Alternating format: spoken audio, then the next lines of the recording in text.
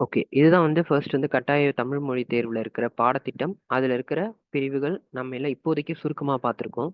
இதுக்கப்புறம் பார்த்தீங்கன்னா, பாடத்திட்டம். இந்த பாடத்திட்டம் அப்படிங்கிறது நம்ம எங்கேருந்து படிக்கணும் அப்படிங்கிறத வந்து அவங்க குடுத்துருக்காங்க. ஸோ, அப்போ இது நம்ம படிக்கணுமா அப்படின்னு கேட்டா, 2 விஷயத்துக்கு மட்டும் தான் நம்ம படிப்போம். ஒண்ணு வந்து திருக்குறள் படிப்போம். அடுத்து வந்து ஹின்ஸ் டெவலப்மென்ட். ஸோ, சுருக்க குறிப்பிலிருந்து விரிவாக்கம் செய்தல். அது 2த்துக்கும் மட்டும் தான் நமக்கு ஆ தேவைப்படும். இது இல்லாம இலக்கணம். இலக்கணம் வந்து பார்த்தீங்கன்னா, ஃபுல் அண்ட் ஃபுல் புக்ல தான். ஸ்கூல் புக்ல தான் பாடத்திட்டம்லேருந்து தான் கொஸ்டின்ஸே உங்களுக்கு வரும். ஸோ, அப்ப அத மட்டும் நீங்க படிச்சா போதும். இத இத வந்து நம்ம திரும்பவும் என்னென்ன இருக்கு அப்டின்னா, நம்ம சொல்லணும்னு ஒண்ணும் பெருசா இல்ல. இருந்தாலும் தற்கால நிகழ்வுகள், கரண்ட் அஃபேர்ஸு, ஸோ சமுதாய பிரச்சனைகள்னா சோஷியல் ப்ராப்ளம்ஸ், ஆம் சுற்றுச்சூழல்னா என்விரான்மென்ட்டு, பொருளாதாரம் எக்கனாமிக்ஸு, அறிவியல்னா சயன்ஸ் அண்ட் டெக்னாலஜி, கலையும் பண்பாடும்னா கல்ச்சரு, ஸோ பகுத்தறிவு இயக்கங்கள், நம்மளுடைய திராவிட இந்த இயக்கங்கள் மொத்தமே அ நம்மளுடைய அதாவது தமிழ்நாட்டுல இருந்து திராவிட இயக்கங்கள், பகுத்தறிவு இயக்கங்கள் மொத்தமா படிக்க வேண்டியது மாரி இருக்கும். அடுத்தது வந்து பார்த்தீங்கன்னா, இக்கால தமிழ் மொழிங்கிறது, இது எல்லாமே உங்களுக்கு வந்து பொதுவான தமிழ் பத்தின சிந்தனை இருக்கா? அப்படிங்கிறத மட்டும் தான் அதுல குடுத்திருப்பாங்க. ஸோ இலக்கணத்துக்கு வந்து பார்த்தீங்கன்னா, இங்க குடுத்துருக்காங்க. இதுக்கு முன்னாடி இருக்கிறது எல்லாமே உங்களுக்கு ஓவராலா என்ன படிக்கணும் அப்படிங்கிற ஒரு பாடத்திட்டம். இது எல்லாமே ஸ்கூல் புக்ஸ்ல இருக்கிறது தான். இத நம்ம பின்னால இன்னொரு கிளாஸ்ல வந்து இத பார்க்க மாட்டோம். இத வச்சு எக்ஸாம்பிள் வச்சு நம்ம பார்க்கலாம். ஓகே. சொந்த வாக்கியத்தில் அமைத்து எழுதுக. நமக்கு ஒரு பொருள் குடுத்துட்டு ஒரு வார்த்தை குடுத்துட்டு அதுலேருந்து வாக்கியம் கேட்பாங்க. பொருள் வேறுபாடு அறிவது. ஆ இப்போ வெவ்வேறு மொழிகள்ல இருக்கிற பொருட்கள் குடுத்தா அது நம்ம மொழியில மாத்த சொல்லலாம். இல்ல வந்து ஆ நம்மளோட மொழியிலேயே வட்டார மொழிகள்லாம் மாறி இருக்கு இல்லையா? ஸோ அந்த மாதிரியான மொழி மொழி வார்த்தைகள வச்சு ஆ நமக்கு வந்து நம்மளுடைய மொழி தமிழ் மொழியில அது என்ன மீனிங் இருக்கும் அப்படிங்கிற மாரி கேட்கலாம். இதுதான் வந்து பொருள் வேறுபாடு அறிதல். அடுத்து வந்து பிரித்தெழுதுதல். பிரித்தெழுதுதல்னா உங்களுக்கு தெரியும். ஸோ பிரிச்சு எழுதுறது. எதிர்ச்சொல் அப்படிங்கிறதும் எதிர்ச்சொல், எதிர்மறை வாக்கியம். இது 2த்துக்கும் கிட்டத்தட்ட ஒண்ணு தான். நம்ம இலக்கியத்துல வரும். ஸோ பிழைநீக்கி எழுது. இதுதான் உங்களுக்கு வந்து கிராமர்ல வரும். இலக்கணத்துல வரும். ஓகே. அடுத்தது வந்து திருக்குறள் ஏற்கனவே குடுத்திருந்தது தான். ஸோ அதனால இது வந்து ஒண்ணும் பெருசா இல்ல. ஓகே. ஃபர்ஸ்ட் வந்து நம்ம இது என்ன பேட்டர்ன், அதுக்கப்புறம் அது எப்படி என்னென்ன படிக்கணும் அப்படின்னு பார்த்தோம். ஸோ உள்ள போய் பார்த்தோம்னா, சின்ன சின்ன ஆ எப்படி சொல்றது? உங்களுக்கு இப்படிதான் இருக்கணும் அப்படிங்கிற ஒரு அமைப்பு இருக்கு. அந்த அமைப்பு என்ன அப்படிங்கிறத பார்த்துட்டோம் அப்படின்னாலே, நம்ம ஈஸியா எழுதிடலாம். ஸோ அப்போ மொழிபெயர்த்தல் அப்படின்னா, உங்களுக்கு கொஸ்டின்ல தலைப்பு பத்தி எதுவும் சொல்லல அப்படின்னா, நீங்க தலைப்பு போடணும். ஆ உங்களுக்கு வந்து மொழிபெயர்க்கும் பொழுது தலைப்பு தேவையில்லைன்ற மாரி ஏதாவது சொல்லியிருந்தாங்கன்னா, நீங்க தலைப்பு போடக்கூடாது. ஆ நமக்கு வந்து அம் இதுல அம் நமக்கு சாம்பிள் கொஸ்டின் பேப்பர் குடுக்கும்போது தலைப்பு தேவையில்லைன்னு சொல்லியிருந்தாங்க. பட் எக்ஸாம்ல வந்து உங்களுக்கு தலைப்பு பத்தி எதுவும் சொல்லல.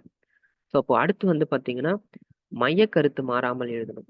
இப்போ மையக்கருத்து மாறாமல் எழுது அப்படின்னா, இப்போ எக்ஸாம்பிள்க்கு வந்து நம்ம ஏற்கனவே திராவிட இயக்கத்த பத்தி சொல்லியிருக்காங்க அப்படின்னா, நம்மளுடைய பார்வை அதாவது நம்ம எழுதுறது எல்லாமே மொழிபெயர்த்து நம்ம எழுதுறது எல்லாமே அதன் சம்மந்தப்பட்டதும் இருக்கும். அதே மாதிரி எந்த ஒரு விஷயத்த வந்து நம்ம சொல்லியிருக்காங்க இந்த மொழிபெயர்க்க சொல்லியிருக்காங்களோ, அத பேஸ் பண்ணி மட்டும் தான் இருக்கணும். அத தாண்டி போக்கூடாது. 2வது வந்து அந்த மொத்த பேராவும் இப்போ ஒரு எக்ஸாம்பிள்க்கு ஒரு 15 லைன் இருக்கு அப்படின்னா, இப்ப நம்ம அத வந்து ஒரு 10 லைன்க்குள்ள சுருக்கி எழுதுறோம் அப்படின்னா, அப்ப அந்த 10 லைன்க்குள்ள நம்ம எழுதும்பொழுது, எந்த அளவுக்குமே அதுல இலக்கண பிழையும் இருக்கக்கூடாது. அதே சமயம் கருத்து மாறாமல் இருக்கணும். இப்ப நீங்க இங்கிலீஷ்ல வந்து ஒரு ஒரு சென்டென்ஸ் இருக்கு. அந்த சென்டென்ஸ நீங்க தமிழ்ல மொழிபெயர்த்து எழுதுறீங்க அப்படின்னா, அப்ப அந்த தமிழ்ல மொழிபெயர்த்து எழுதும்பொழுது, நாம் இங்கிலீஷ்ல வந்து ஒரு 15 லைன் இருக்கும். தமிழ்ல வந்து நம்ம அத 10 லைன்ல கூட எழுதிடலாம். ஸோ, அப்ப அந்த டிஃபரன்ஸ் வந்து நம்ம இங்க பார்க்கக்கூடாது. ஆ இப்ப தமிழ்ல வந்து இங்கிலீஷ்ல வந்து ஒரு ஒரு சென்டென்ஸ்க்கு வந்து 10 வார்த்தை இருக்கு அப்படின்னா, தமிழ்ல வந்து நம்ம அதே அளவுக்கு எழுதணும்னு அவசியம் இல்ல. புரியிற மாரி சொல்லணும்னா, அந்த சென்டென்ஸ்னுடைய அந்த எ எழுத்தினுடைய தன்மை இருக்கணுமே தவிர, அந்த எழுத்த அப்படியே எழுதியிருக்க கூடாது. ஆ இப்போ வந்து இங்கிலீஷ்ல வந்து ராம் இஸ் வாக்கிங் அப்படின்னு இருக்குன்னா, அத வந்து நம்ம தமிழ்ல எழுதும்பொழுது ராம் நடந்து கொண்டிருக்கிறான் அப்படிதான் இருக்கும். ராம் நடக்கிறான் அப்படிதான் இருக்கணும். அப்போ 2 வார்த்தையிலேயே முடிஞ்சிரும். ஸோ, அப்ப அந்த டிஃபரன்ஸ்லாம் நம்ம பெருசா பார்த்துட்டு ஈஸ்வாஸ்க்குலாம் நம்ம போயிட்டு தேடிட்டு இருக்க தேவையில்ல. ஏன் இத நான் ரொம்ப அழுத்தி சொல்றேன்னா, இதுவே வந்து சில பேர் கேட்டாங்க. ஏன்னா வெர்ப் சென்டென்ஸ் தான் ஈஸ்வாஸ் அப்படிங்கிறதுலாம். இப்போ இங்கிலீஷ் அந்த அளவுக்கு நாலேட்ஜ் இல்லாதவங்க அத கேட்டிருந்தாங்க. இந்த வெர்பல் சென்டென்ஸ வந்து நீங்க தமிழ்ல வந்து ஒரே வார்த்தையா நம்ம எழுதிருவோம். பட் அங்க வந்து ஈஸ், வாஸ் அப்படிலாம் சேர்ந்திருக்கும். அப்போ அதை வந்து நீங்க பார்த்துக்கணும். ஸோ அப்போ நீங்க வந்து இதுக்கான பேஸ் எங்க நீங்க படிக்கலாம் அப்படின்னா, ஒண்ணும் இல்லை, நம்மளுடைய புக்ஸ்லேயே வந்து தமிழ் புக்கு, இங்கிலீஷ் புக் 2த்தையும் பேரலலா வச்சுக்கிட்டு, தமிழ் புக் ஒரு டைம் படிச்சுட்டு, இங்கிலீஷ் புக்ல இருக்க அதே வார்த்தை அல்ல அதே பேராவ வந்து நீங்க படிச்சு பார்த்தீங்க அப்படின்னா, இன்னும் டிஃபைன்டா இன்னும் தெளிவா புரியும் உங்களுக்கு. ஸோ அப்போ மொழிபெயர்க்கிறத பொறுத்தவரைக்கும் முக்கியமான விஷயம், அதனுடைய கருத்து மாறாம இருக்கணும். இலக்கண பிழைகள் இல்லாம இருக்கணும். இது 2ம் இருந்தாலே போதும். ஸோ அடுத்தது அதான் இலக்கண பிழைகள் தவிர்க்க வேண்டும். அந்த இல்லாம எழுதணும். ஸோ அடுத்து வந்து பத்திகளாக எழுத வேண்டும் அப்படின்னா, நமக்கு வந்து பேராகிராஃப்ல குடுத்துருப்பாங்க. அது நமக்கு எப்படி குடுத்துருக்காங்களோ, அதே மாதிரி தான் நம்மளும் கீழ பேராகிராஃபா தான் எழுதணும். சப்போஸ் வந்து நீங்க அத ஒவ்வொரு லைனா படிச்சு தான் எழுதுறீங்க அப்படிங்கிறதுக்காக, லைனா இந்த மாதிரி 1, 2 இப்படிலாம் போட்டு எழுதக்கூடாது. பேரா எப்படி இருக்கோ, இந்த 4 பேரா இருக்கா? ஸோ நீங்களும் 4 பேரா எழுதணும். அ இப்போ சப்போஸ் வந்து உங்களுக்கு வந்து அவங்க குடுக்கும்பொழுதே ஒரு 2 லைன விட்டு, விட்டு 2 லைன் குடுத்துருப்பாங்க. அதுக்கப்புறம் ஒரு 2 லைன் பேரான்னு இல்லாம அப்படி குடுத்துருக்காங்க அப்படின்னா, அது ஒண்ணும் பெரிய இஷ்யூ இல்ல. நீங்க அப்படியே எழுதலாம். பட் அதையும் நீங்க ஒரே பேராவா எழுதினாலும் பிரச்சனை இல்லை. ஸோ கருத்து மட்டும் கரெக்ட்டா மா மா அ மாறணும். சாரி, கருத்து மட்டும் மாறாம எழுதணும். ஓகே. ஆம். அடுத்த பாயிண்ட் வந்து பார்த்தீங்கன்னா, இந்த தமிழ் அப்படிங்கிறது இது ஒண்ணும் பெரிய இது இல்ல. என்னன்னா, இதுவும் 5த் பாயிண்ட்டும், 7த் பாயிண்ட்டும் கிட்டத்தட்ட ஒரே மாரி தான். என்னன்னா, சில வார்த்தைகள் வந்து தமிழ் அப்படின்னா, தமிழ்லே அதே வார்த்தை தான் வரும். ஆனா சில வார்த்தைகளுக்கு வந்து சிவிலைசேஷன் அப்படின்னா நாகரீகம். அப்ப இதனுடைய வார்த்தையே மாறுது. இதெல்லாம் வந்து உங்களுக்கு எங்க இருக்குன்னா, பள்ளி பாட புத்தகத்துல ஸோ புக்ல தான் இருக்கு. எல்லா புக்லயுமே நம்மளோட தமிழ் புக்ல இருக்கிறத படிச்சாலே போதும். அதுல இருந்து தான் கேட்க போறாங்க. ஸோ அப்போ எந்தெந்த வார்த்தைகள மாத்தணுமோ, அந்தந்த வார்த்தைகள அப்படியே எழுதணும். தமிழ் அப்படிங்கிறத தமிழ் இப்படிதான் எழுதி ஆகணும். ஸோ அதனால அப்படி எழுதிடலாம். சப்போஸ் சிவிலைசேஷன்றத இப்படி தமிழ்ல வந்து சிவிலைசேஷன் அப்படி எழுதக்கூடாது. ஸோ அப்படி எழுதுனீங்க அப்படின்னா அது தப்பு. இதுதான் இங்க சொல்ல வந்தது. ஸோ தமிழ்ல அப்படியே மொழி மாற்றம் செய்யப்படுற வார்த்தைகள தமிழ் மொழி மாற்றம் செய்யலாம். ஆனா தமிழுக்கு பெயர்க்க வேண்டிய சொற்கள நீங்க அப்படியே எழுதுனீங்கன்னா, கண்டிப்பா மார்க் குறைப்பாங்க. இல்லன்னா அதுக்குன்னு அடிக்கிறதுக்கான வாய்ப்பு கூட இருக்கும். ஸோ இது எல்லாமே புக்ஸ்ல தான் இருக்கு. ஸோ அப்போ புக்ஸ வந்து கண்டிப்பா பார்த்துக்கோங்க. அதுக்கப்புறம் சின்ன சின்ன விஷயங்கள். என்னன்னா, நிறுத்தற்குறி எங்கெங்க இருக்கோ அதுக்கு ஏத்த மாரி நிறுத்தி தான் எழுதணும். நீங்க பாட்டுன்னு ஒரு பேரா எழுத சொன்னேன் அப்படிங்கிறதுனால 4 லைன் இருக்க ஒரு பேரா இருக்குன்னா, அந்த 4 லைன் சேர்த்து ஒரே லைனா எழுதக்கூடாது. ஸோ 4 லைன் இருக்குன்னா, அந்த ஒரு லைன டிஃபைன் பண்ணி எழுதிட்டு தான் அடுத்த லைன் போணும். முடிஞ்ச வரைக்கும் நீங்களும் அந்த அதாவது பாயிண்டா எழுதாம பேராவிலேயே தேவையான பாயிண்ட்ஸ் நிறுத்தற்குறி குடுத்து எழுதணும். ஸோ அடுத்தது வந்து இதுக்கு 20 மினிட்ஸ் நம்ம எடுத்துக்க போறது. இது வந்து அவங்க குடுத்துருக்க மாட்டாங்க. நம்மளா அஸ்யூம் பண்றது. எவ்வளோன்னா 20 மினிட்ஸ். 20 நிமிஷத்துல வந்து இத முடிக்கிற மாதிரி நம்ம பார்க்கணும். ஸோ ஒரு கேள்விக்கு இது வந்து 10 மார்க் வந்து இந்த கேள்விக்கு மட்டும் ஒதுக்கியிருக்காங்க. ஓகே. அடுத்தது வந்து சுருக்கி வரைதல். இதுல வந்து 2 பாயிண்ட் இருக்கு. என்னன்னா 20 மதிப்பெண் சாரி 20 நிமிஷம் 10 மதிப்பெண்றது ஒரு பத்திக்கு, அதாவது தமிழ் டூ இங்கிலீஷ்க்கு 10, இங்கிலீஷ் டூ தமிழுக்கு 10. ஸோ அப்போ 2 இருக்கு. 20 மார்க் இதுக்கு. அது மட்டும் பார்த்துக்கோங்க. ஓகே. அடுத்து வந்து சுருக்கி வரைதல். சுருக்கி வரைதல பொறுத்தவரைக்கும், இதுலயும் அதே மாரி தான். தலைப்பு எழுதணும் அப்படின்னு எதுவுமே சொல்லல அப்படின்னா, நீங்க எழுதலாம். தலைப்பு எழுதலாமா, எழுதக்கூடாதுன்னு சொல்லல. எழுதலாம். தப்பில்ல. ஆனா, தலைப்பு தேவையில்லைன்னு சொல்லிட்டாங்கன்னா, கண்டிப்பா நீங்க போடக்கூடாது. ஆம், இப்போ வந்து நீங்க 1/3 சுருக்குவீங்க. எத்தனைன்னா ஒரு 300 வார்த்தைகள் இருந்துச்சுன்னா, 1/3னா 100 வார்த்தைகளுக்கு நம்ம எழுதணும். அப்படிதான் நம்ம எழுதணும். அதுக்காக நம்ம போய் எண்ணிட்டு இருக்கும்போது, இப்போ ஒரு குத்துமதிப்பா எண்றோம். 300, 302 வருதுன்னு வச்சுக்கோங்களேன். அது நீங்க வந்து 100னா 100, 90 மேல இருக்கணும். 90லேருந்து ஒரு 100, 110க்குள்ள இருந்தா போதும். நீங்க போய் எக்ஸாக்ட்டா நீங்க ஏற்கனவே சொல்லியிருப்பேன். 312 இருக்கு. அப்ப இத நம்ம வந்து டிவைடட் பை 3 போட்டா 104 வருது. அப்ப அது அவ்வளோ தூரம் எழுதணுமா? கரெக்ட்டா எழுதணுமா? அப்படி கிடையாது. முன்ன பின்ன ஒரு 10 இருக்கலாம். அவங்க ரொம்பலாம் எண்ணி பார்க்க மாட்டாங்க. பட் பார்த்தாலே நமக்கு தெரியும். கரெக்ஷன் பண்றவங்களுக்கு அவங்களுக்கு ஒரு பேசிக் நாலேட்ஜ் இருக்கும். என்னன்னா, ஒரு வார்த்தைக்கு ஒரு ஒரு லைன்க்கு இத்தன வார்த்தை இருக்கு. இத்தன பேராவுல எழுதியிருக்காங்க. இவ்வளோ வார்த்தைகள் இருக்கும் அப்படின்ற ஒரு பேசிக் ஐடியா இருக்கும். நீங்க 120 எழுதிட்டீங்க அப்படின்னா, பார்த்தாலே தெரியும். இது 100க்கு மேல இருக்கு அப்படின்னு. அவங்களுக்கு டவுட் வருது. இல்ல நீங்க அதிகமா எழுதியிருக்கீங்கன்னா மட்டும் எண்ணுவாங்க. இல்ல குறைச்சிட்டு போயிடுவாங்க. இல்ல ரொம்ப கம்மியா வெறும் 80 வார்த்தைகளுக்கு எழுதியிருக்கீங்க அப்படின்னாலும் ஈஸியா கண்டுபிடிச்சிடலாம். நீங்க போயிட்டு எண்ணி பார்த்துட்டு இருக்க மாட்டாங்க. அது பார்த்தாலே தெரியும். நீங்க ஒரு டெஸ்ட்ல நம்மளோட டெஸ்ட் அட்டெண்ட் பண்ணிட்டே இருக்கீங்க அப்படின்னா, இல்ல நீங்க எழுதி பார்க்குறீங்க அப்படின்னாலுமே உங்களுக்கே தெரிஞ்சிரும். ஒரு 10 லைன் நம்ம எழுதுறோம் அப்படின்னா, அந்த 10 லைனுக்கு நம்ம இவ்வளோ இவ்வளோ வார்த்தைகள் எழுதியிருக்கோம். இப்ப 40 வார்த்தைகள் இருக்கும். ஸோ இது பேசிக்கா எல்லாருக்குமே இருக்கிற அறிவு தான். அது கரெக்ஷன் பண்றவங்க கொஞ்சம் அதிகமாவே இருக்கும். ஸோ அவங்க மத்தவங்களுக்கு எவ்வளோ எழுதியிருப்பாங்கன்றத ஒரு வியூகத்துல கண்டுபிடிக்க வாய்ப்பு இருக்கு. அதனால முடிஞ்ச வரைக்கும் 100னா ஒரு 90லேருந்து 110 ஏற்கனவே சொன்ன மாதிரி. இத மட்டும் பார்த்துக்கோங்க. ஓகே. அடுத்தது வந்து பார்த்தீங்கன்னா, தலைப்பு. தலைப்பு தான் சாரி மாதிரி படிவம். ஸோ தலைப்பு வந்து நமக்கு என்ன குடுத்துருக்காங்களோ, அத முதல்ல நம்ம படிப்போம். படிச்சுட்டு அதுக்கப்புறம் தான் எழுதணும். ஸோ அப்போ இது ஃபர்ஸ்ட் சொல்லணும். அத மறந்துட்டேன். என்னன்னா, சுருக்கி வரைதல பொறுத்தவரைக்கும் முதல்ல குடுத்துருக்க பேராவ நல்லா படிங்க. ஆ ஒரு ஒரு 300 வார்த்தைகளுக்கு ஒரு 250 வார்த்தைக்கு மேல குடுத்துருக்காங்க அப்படின்னா, நீங்க நல்லா படிச்சுட்டு, ஃபர்ஸ்ட் ஒரு டைம் ரீட் விட்டுட்டு, அதுக்கப்புறம் தான் எழுதணும்.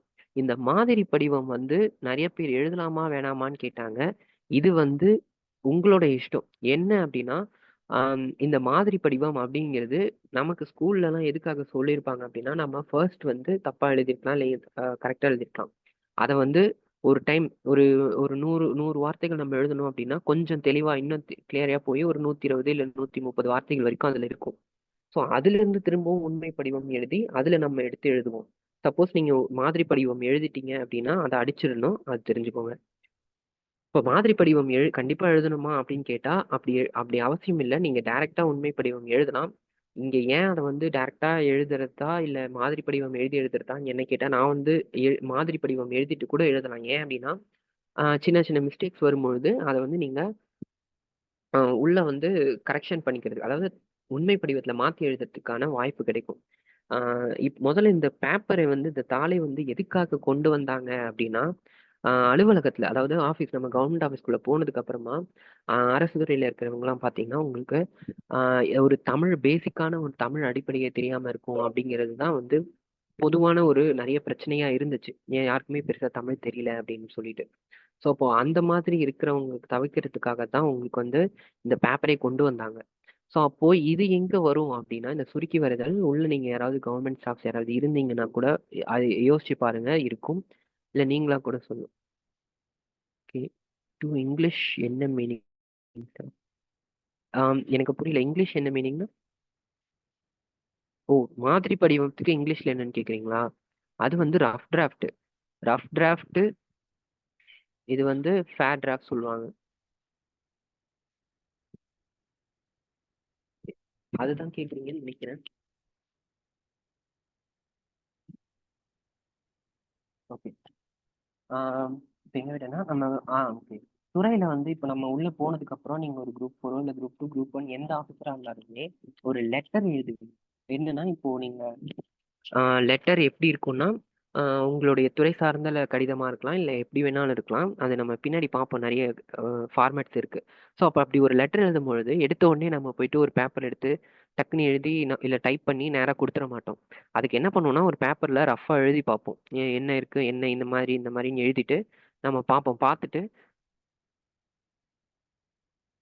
ஓகே. ஆ என்ன எழுதியிருக்கோன்றத ஒரு டைம் சாரி என்ன சொல்லப் போறோன்றத ஒரு டைம் எழுதிட்டு, அது என்ன ஏதுன்னு பார்த்துட்டு, அதுக்கப்புறம் தான் குடுத்து டைப் பண்ண சொல்லுவோம். இல்ல நம்ம வந்து டைப் பண்ணுவோம். ஸோ, அப்ப இந்த இடத்துல இருக்கு இல்லையா? இந்த இந்த இதுதான் வந்து மாதிரி படிவம். Rough draft. சும்மா ஒரு பேப்பர் எடுத்து இன்னாருக்கு எழுதுறேன். இப்படி நான் எழுதுறேன்.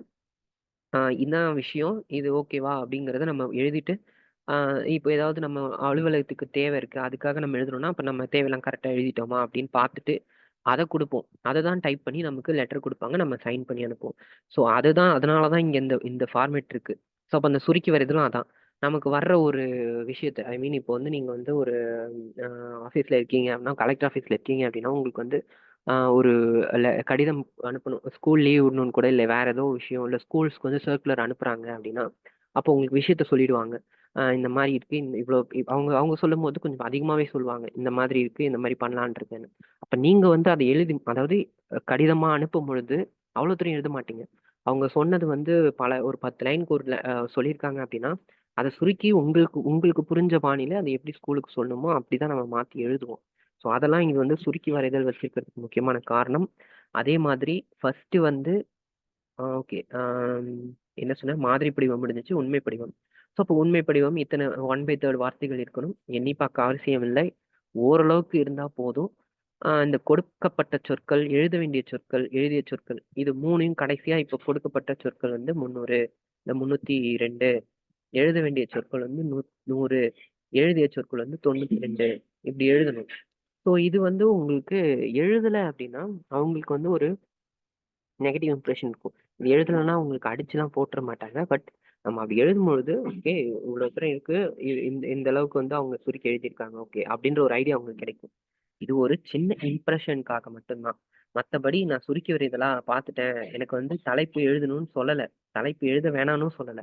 அப்ப நான் வந்து தலைப்பு போடப் போறேன். ஒரு தலைப்ப போட்டு சுருக்கினீங்கம்மான்னு எழுதிட்டு போயிட்டே இருக்கலாம். இது வந்து உங்களுக்கு டைம் நெறைய இருக்கும். இதுக்கும் 20 மினிட்ஸ் இருக்கும். 15 மினிட்ஸ் இருக்கும் அதுக்கு.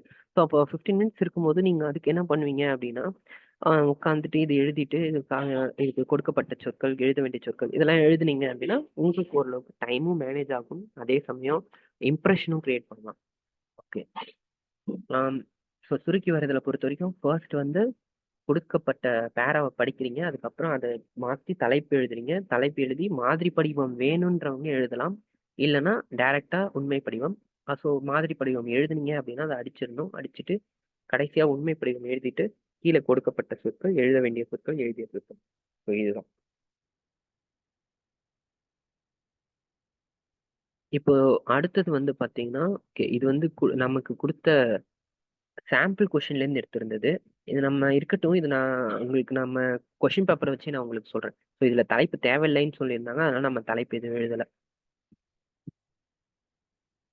ஸோ மாதிரி படிவம் மேல ஓகே. இதுதான். மாதிரி படிவம் எழுதி இந்த மாரி அடிச்சிரணும். அடிச்சுட்டு அதுக்கப்புறம் தான் ஃபுல்லாவே அடிச்சிருக்கணும். அதுக்கப்புறம் தான் உண்மை படிவம், கொடுக்கப்பட்ட சொற்கள் இதெல்லாம் எழுதிரணும். ஓகே. பொருள் உணர்திறன். இதுல வந்து ரொம்ப எப்படி இதுல வந்து ட்விஸ்ட் பண்ணி கேட்கப் போறாங்க அப்படின்ட்டு பார்த்தோம். பட் ரொம்பலாம் கேட்கல. ரொம்ப ஈஸியா தான் கேட்டிருந்தாங்க. ஸோ கொடுக்கப்பட்டிருக்க ஃபர்ஸ்ட் வந்து குடுத்திருக்க அந்த பேராகிராஃப கட்டுரைய படிச்சிரணும். அதுக்கப்புறம் இருக்க கேள்விய ஒரு டைம் படிச்சிருங்க.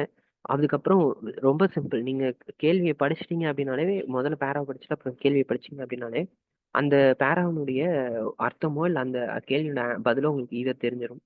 ஸோ அப்போ ஃபர்ஸ்ட்டு பேரா படிக்கிறீங்க. அப்புறம் கொஸ்டின் படிக்கிறீங்க. மையக்கருத்து மாறாமல் அப்படிங்கிறது சில கேள்விகள் நேரடியாவே இருக்கும். அப்ப நேரடியாவே எடுத்து எழுதிருவோம். சில கேள்விகள் வந்து மறைமுகமா இருக்கும். ஓ! அதுதான் இங்க எழுதி குடுத்துருக்கேன். கேள்விகள் எப்படி இருக்கலான்னு. ஸோ நமக்கு புரிந்த கருத்தில் விடையளிக்க வேண்டும். ஒரு நிமிஷம். ஆ இப்போ வந்து சில கேள்விகள் வந்து நேரடியாவே இருக்கும்.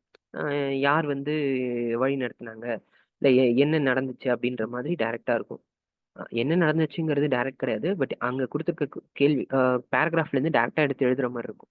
மறைமுகமான கேள்விகள்ல என்ன நடந்துச்சு? இந்த மாதிரியான கருத்துக்கள் இருக்கு. ஆ இந்த மாரி சொல்லியிருக்காங்க. அப்போ உங்களோட கருத்துக்கள் என்ன? அதாவது இந்த பேராவ பத்தின கருத்துக்கள் என்ன? அப்படிங்கிற மாரி கேட்கலாம். இது மாரி மறைமுகமான கேள்விகள். அடுத்தது வந்து கட்டுரையின் தலைப்பு. இதுக்கு தகுந்த தலைப்பு குடுங்கன்னு கூட கேட்கலாம். இதெல்லாம் ஏன் கேட்கறாங்கன்னா, சிம்பிளா இருக்கிற மாரி தான் தெரியும். நம்ம குடுத்திருக்கிறத முழுசா படிச்சா தான் நமக்கு தலைப்பே தெரியும். அ காந்தி பத்தி பேசியிருக்காங்கன்னு வச்சுக்கோங்களேன். ஒரு 2 லைனுக்கு காந்திய பத்தி பேசிட்டு, உள்ள போக போக போக நம்மளுடைய விடுதலை பத்தி அதிகமா சொல்லியிருப்பாங்க. அப்ப நம்ம மேலோட்டமா படிச்சுட்டு காந்தின்னு இருக்கிறதுனால, தலைவர் காந்தி, இல்ல காந்தி தேசத்தின் பிதா இப்படிலாம் போட்டுட்டு, வெறும் தலைப்ப வந்து நம்ம காந்திக்கு ஏத்த மாரி எழுதிருவோம். அப்போ உள்ள நம்ம நல்லா படிச்சா தான், விடுதலை போராட்டம், இல்ல விடுதலைக்கு வித்து இப்படி ஏதாவது நம்மளோட தலைப்ப நம்ம எழுத முடியும். ஸோ அதனால இது சிம்பிளா பார்க்கறதுக்கு சிம்பிளா இருக்கும். கட்டுரைய ஃபுல்லா படிச்சிட்டீங்கன்னா, இது எல்லாமே ஈஸி தான். ஸோ இந்த குடுத்திருக்க பத்தியினுடைய மைய கருத்தா நீங்க என்ன கருதுறீங்க? ஸோ கட்டுரையின் தோணின்றது இது வந்து ரொம்ப அதாவது தமிழ் படிச்சிருக்கவங்களுக்கு தெரியும். டிகிரி படிச்சவங்கலாம் இதெல்லாம் அதிகமா கேட்பாங்க. பட் இங்க நமக்கு கேட்பாங்களான்னு தெரியல. சும்மா கட்டுரை வந்து எந்த தோணியில போகுது? நான் ஏற்கனவே சொன்ன கருத்து தான். உங்களோட கருத்த கேட்பாங்க. அவ்வளோதான். ஓகே. இப்ப வந்து பார்த்தீங்கன்னா, உங்களுக்கு 2 விஷயம் இருக்கு. என்னன்னா, நமக்கு சொந்த கருத்து எழுதலாமா அப்படின்னு கேட்டா, அதாவது நம்ம படிச்சு நமக்கு என்ன புரிஞ்சுதோ, அந்த அந்த புரிதல நீங்க கேள்விக்கு ஏத்த மாரி பதிலா எழுதலாம். அதான் எளிமையான மொழியில் புரியும்படி எழுத வேண்டும். அவங்களுக்கு புரியிற மாரி நம்ம ரொம்ப வந்து அட்வான்ஸ்டா ரொம்ப எழுதாம ரொம்ப சிம்பிளா எழுதுனா போதும். ஆம் கேட்டிருக்க கொஸ்டினுக்கு ஏத்த ஆன்ஸர நமக்கு தெரிஞ்ச ஆன்ஸர கரெக்ட்டா எழுதுனா போதும். ஓகே. இதுதான் பொருளுணர்திறன். இதுல 5 கொஸ்டின் கேட்பாங்க. அதுல வந்து 10 மார்க். ஸோ 10 மதிப்பெண் இங்க இருக்கும். ஓகே. இது இது நம்ம அதிலயே பார்ப்போம். ஓகே. இதுவும் நான் முன்னாடியே சொல்லியிருந்தேன். சுருக்க குறிப்பிலிருந்து விரிவாக்கம். இதுவும் 10 மார்க். நீங்க எழுதினதெல்லாம். ஓகே. ஆம் சரியான தலைப்பு அப்படிங்கிறது வந்து ஃபர்ஸ்ட் வந்து உங்களுக்கு எப்படி குடுத்துருப்பாங்க அப்படின்னா, இந்த மாதிரி பாயிண்டா குடுத்துருப்பாங்க. அதாவது பொங்கல், தை மாதம், போகி, திருநாள், கதிரவன், உழவர், ஏறு தழுவுதல், காணும் பொங்கல். ஸோ இந்த மாரி குடுத்துருப்பாங்க. நம்ம அதுல என்னன்னா, இங்க பார்த்தீங்கன்னா, உங்களுக்கு தலைப்ப பத்தி எதுவும் சொல்லல. கண்டிப்பா ஆனா தலைப்பு எழுதணும். தலைப்பு எழுதிட்டு 300 வார்த்தைகள் சொல்லியிருக்காங்க. நமக்கு ஏற்கனவே நான் சொன்ன மாதிரி நீங்க எழுதி எழுதி ப்ராக்டிஸ் பண்ணாலே உங்களுக்கு தெரிஞ்சிடும் எவ்வளவு எழுதணும். ஓகே. ஃபர்ஸ்ட் வந்து தலைப்பு எழுதுறோம். அதுக்கப்புறம் கொடுக்கப்பட்டுள்ள கொடுக்கப்பட்ட குறிப்பை சரியாக பயன்படுத்தி விரிவாக்க வேண்டும். அதாவது இப்போ நமக்கு கொடுத்திருந்த தை மாதம் அப்படி இருக்குன்னா, நம்ம அந்த தை மாதத்தை எடுத்துட்டு போய் ஹெட்டிங்கா எழுதக்கூடாது. இது அடுத்தது இருக்கு. குடுக்குற தலைப்ப வந்து குடுக்குற வார்த்தைய வந்து ஹெட்டிங்கா யூஸ் பண்ணக்கூடாது. தலைப்பா யூஸ் பண்ணக்கூடாது. பொங்கல் அப்படின்னு இருக்குன்னா, அந்த பொங்கலையே வந்து ஹெட்டிங்கா போட்டு அப்படி எழுதக்கூடாது. ஏன் அப்படின்னா, அத குடுத்திருக்கிறது வந்து ஹிண்ட். ஹிண்ட் அப்படிங்கிறது நம்மளோட ரிவர்ஸ் ஆர்டர். நம்ம எப்படி படிக்கிறோமோ, அதுக்கு ரிவர்ஸ்ல இருக்கும். எப்படி சொல்றேன்னா, நம்ம படிப்போம். ஃபர்ஸ்ட் படிச்சுட்டு அதுலேருந்து டீட்டெயிலா நோட்ஸ் எடுப்போம். ஸோ நோட்ஸ் எடுத்ததுக்கு அப்புறமா நம்ம ரிவைஸ் பண்றதுக்கு ஹிண்ட் எடுப்போம். ஸோ அப்படிதான் ஹிண்ட். அப்ப அந்த ஹிண்ட்லேருந்து நம்ம டைரக்டா நம்ம படிச்ச அந்த பேராகிராஃப்க்கு கொண்டு போனோம் அப்படின்னா, அந்த வார்த்தைகள் உள்ள இருக்கணுமே தவிர தலைப்பா இருக்கக்கூடாது. ஸோ அப்போ மறுபடியும் சொல்றேன், தலைப்பா பயன்படுத்தக்கூடாது. இந்த பொங்கல்ன்றத உள்ள ஹிண்டா யூஸ் பண்ணியிருக்கணும். அதே மாதிரி பத்தி பத்தியாக பிரித்து எழுதலாம், வரி வரியாக எழுதக்கூடாது. அதாவது இது வந்து நம்ம இதுல சொன்ன மாதிரி தான், மொழிபெயர்ப்புல சொன்ன மாதிரி பத்தி பத்தியா எழுதணும். ஏன் பத்தி பத்தியானா அவங்க சொன்னதே கட்டுரை வரைதல் அந்த மாதிரி தான். 300 வார்த்தைகளுக்கு வந்து நீங்க பாயிண்ட் பாயிண்டா எழுதுனீங்க அப்படின்னா பாக்குறதுக்கு நல்லா இருக்காது. ஸோ அதனாலதான் முடிஞ்ச வரைக்கும் ஒரு பேராகிராஃப், ஒரு 4 இல்ல 5 பேராகிராஃப்கா பத்தியா பிரிச்சு பிரிச்சு எழுதுறது நல்லதா இருக்கும். ஸோ சரியான முறையில் தொடங்கி முடித்திருக்க வேண்டும். இது பொதுவான ஒரு கருத்து தான். என்னன்னா, ஒரு ஒரு டாபிக் ஆரம்பிக்கிறீங்க, ஒரு பேராகிராஃப் எழுதுறீங்கன்னா எடுத்த உடனே இங்க வந்து பொங்கல்னு கொடுத்துருப்பாங்க. இங்க பொங்கல்னு குடுத்துருக்காங்க. நமக்கு வந்து பொங்கல் தான் ஆரம்பிக்குது அப்படிங்கிறனால, பொங்கல் என்ற தமிழர்களால் சிறப்பாக கொண்டாடப்படுகிறது. ஸோ பேசிக்கா வந்து சொல்லியிருக்காங்க. சப்போஸ் இங்க வந்து அ வேற ஏதாவது வார்த்தை குடுத்துருக்காங்க. இல்ல பொங்கலே கூட நீங்க வந்து இங்க தொடங்கணுன்ற அவசியம் கிடையாது. தொடங்கும்பொழுது தமிழர்களால் கொண்டாடப்படும் திருவிழாக்களில், இல்ல திருநாட்களில் அ பொங்கல் பண்டிகையும் ஒன்று. அப்போ நீங்க அப்படியுமே ஆரம்பிக்கலாம். பொங்கல்ல தான் ஸ்டார்ட் பண்ணணும்னு இல்ல. அதே மாதிரி இந்த சுற்றுலான்னு முடியுது அப்படிங்கிறனால, கடைசியா முடிக்கும்பொழுது சுற்றுலான்னு முடிக்கணுன்ற அவசியம் கிடையாது. உழவர் திருநாள் நீங்க இங்க தமிழர் திருநாள், உழவர் திருநாள் இங்க வந்து நீங்க என்ன வேணாலும் தலைப்பு போடலாம். இது சும்மா ஒரு சாம்பிள்க்காக உங்களுக்கு எக்ஸாம்பிள்க்காக எழுதியிருக்கிறது. ஸோ ஒரு சின்ன எடுத்துக்காட்டு தானே தவிர, இதுதான் நீங்க எழுதணும்னு நான் சொல்லல. எப்படி வேணாலும் நீங்க எழுதலாம். ஸோ என்ன சொல்லிட்டு இருந்தேன்? ஆம். ஓகே. இப்படிதான் முடிக்கணும். இங்க பொங்கல் ஆரம்பிச்சு சுற்றுலால முடிக்கணும்னு அவசியம் கிடையாது. நீங்க அத எப்படி வேணாலும் ஆரம்பிக்கலாம். எப்படி வேணாலும் முடிக்கலாம். ஆனா, உள்ள இந்த வார்த்தைகள்லாம் இருக்கணும். முடிஞ்ச வரைக்கும் நீங்க அண்டர்லைன் பண்ணாலும் நல்லதுதான். இப்ப பொங்கலுக்கு நீங்க அடுத்து தை மாதம்க்கு வந்து இருக்கும். தை மாதம்னு இருக்கும். ஸோ அடுத்தது வந்து பார்த்தீங்கன்னா, போகி பண்டிகை. அதே மாதிரி போகி பண்டிகைன்னு இருக்கும். ஸோ இதெல்லாம் நீங்க ஹெட்டிங் இல்ல. ஹிண்ட்ட வந்து நீங்க ஆ காமிச்சாலும் நல்லதுதான். இந்த மாதிரி. ஆ இதுல வந்து 300 வார்த்தைகள் சொல்லியிருக்காங்க. நீங்க கரெக்ட்டா 300 வார்த்தைகள் எழுதணும்னு அவசியம் இல்ல. ஒரு 270 வார்த்தைகள் அந்த அளவுக்கு எழுதினாலே போதும். ஏன்னா, அதையும் இதையும் எண்ணிலாம் பார்த்துட்டு இருக்க மாட்டாங்க. ஒரு குத்துமதிப்பா தான் உங்களுக்கு சொல்வாங்க. ஸோ அப்படி பார்க்கும்பொழுது ஒரு ஒரு 250 மேல இருந்தாலே நமக்கு தெரியும். ஓகே. திருக்குறள். திருக்குறளுக்கான மதிப்பெண் வந்து 15. ஸோ அப்போ 15 மதிப்பெண்க்கான கேள்வி அப்படிங்கிற பொழுது, இதுகளுடைய அ இது இது கொஸ்டின் பேப்பர பின்னாடி பார்ப்போம். நமக்கு குடுத்திருக்கிற தலைப்பிலிருந்து தான் இந்த 15 மார்க்குக்கான கேள்வி இருக்கும். இப்போ வந்து இந்த மதசார்பற்ற நிலை, இல்ல அன்றாட வாழ்வியல், மானுடம் மீதான கருத்துகள், ஆ சமத்துவம், மனிதநேயம்.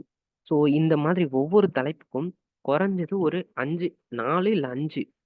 ஏன் 5 அப்டின்னா, நீங்க அந்த 5 குறளையுமே எழுத முடியாதுங்க. நமக்கு வந்து 2 1/2 பேஜ்ல குடுத்துருப்பாங்க.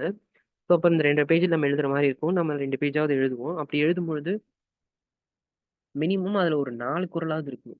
நான் சொல்றது மினிமம் 5 குறள் நீங்க படிச்சீங்கன்னா தான், அங்க வந்து உங்களுக்கு 4 குறள் வரும். ஸோ அப்ப நீங்க வந்து அதுக்கேத்த மாதிரி ஆ படிச்சு ப்ரிப்பேர் பண்ணி வச்சுக்கணும். நமக்கு வந்து நோட்ஸ்ல குடுத்துருப்பாங்க. இதோ இதுதான் மதசார்பற்ற நிலைனா எந்தெந்த அதிகாரத்துல இருக்கு, அதுலேருந்து எடுத்துக்கலாம் அப்படிங்கிற மாதிரி இருக்கும். ஸோ எல்லாமே இருக்காது. இதுல இருக்கிற இந்த அதிகாரத்துக்கு கீழ இருக்கிற ஒரு சில குறட்கள் மட்டும் தான் அந்த மாதிரி வரும். இந்த மாதிரி உங்களுக்கு இது சாம்பிள் குடுத்துருக்கேன். இது மாதிரி ஒரு பிடிஎஃப் உங்களுக்கு இருக்கு.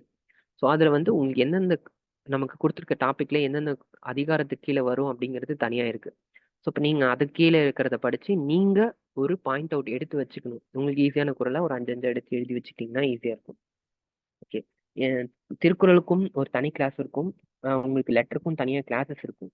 ஸோ அதனால தான் நான் இங்க நெறையா வந்து ஸ்பீடா சொல்லிட்டு போறேன். ஸோ அப்போ நீங்க அதுல சொல்லும்பொழுது இன்னும் கொஞ்சம் டீப்பா எப்படி எழுதணும் என்னன்னு பார்க்கலாம்.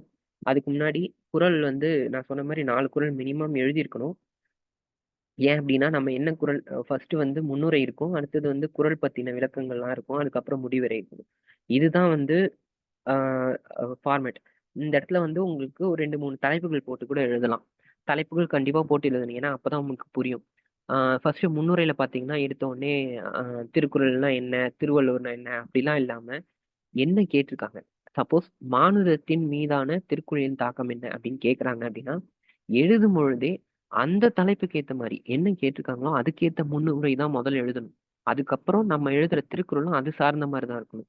அதுக்கப்புறம் முடிவுரையில வந்து நீங்க முடிக்கும் பொழுது என்ன சொல்லியிருக்கீங்க? அதுலேருந்து உங்களுக்கு என்ன ஐடியா? ஸோ இத தான் நம்ம வந்து பார்க்கணும். நம்ம வந்து எப்படி எழுதினாலும் மார்க் போடுவாங்க அப்படிங்கிற மைண்ட் செட் இங்க இருக்கக்கூடாது. நம்ம மாட்டுன முன்னுரை வந்து திருக்குறள பத்தி எழுதிட்டு, ஆ உள்ள குறள் நம்ம பாட்டுக்கு நம்ம இஷ்டத்துக்கு எழுதிட்டு, கடைசியா முடிவுரை வந்து திருவள்ளுவர பத்தி எழுதி முடிச்சுட்டோம்னா, நமக்கு மார்க் போடுவாங்கன்னு நினைக்காதீங்க. ஸோ முன்னுரையில, முடிவுரையிலயும் இங்க என்ன குடுத்துருக்காங்களோ, என்ன தலைப்பு குடுத்துருக்காங்களோ, அது ரிலேட்டடா தான் இருக்கணும். உள்ள இருக்கிற குறளும் அதை சார்ந்து தான் இருக்கணும். அப்படி அதை சார்ந்து இருக்கிற குறட்கள நம்ம முழுசா முடிச்சதுக்கு அப்புறமா, முடிவுரையில அத பொறுத்து நம்மளுடைய முடிவு என்னன்றத சொல்லணும். ஓகே.